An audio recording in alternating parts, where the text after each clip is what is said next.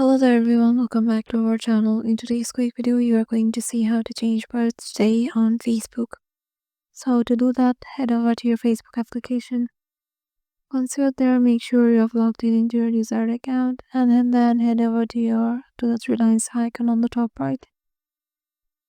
Here scroll down and go to settings and privacy drop down. Here go to settings. And once you are there, you will find Meta Account Center. Head over there.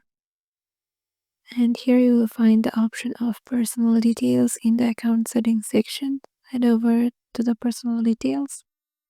And in here you will find your date of birth that you have added in your Facebook account.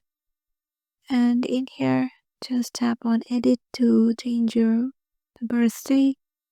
And here you can just change your birthday. Suppose I'm giving it to 30. Tap on set and tap on save. So tap on confirm, and yeah, your new birthday on your Facebook account is established or updated.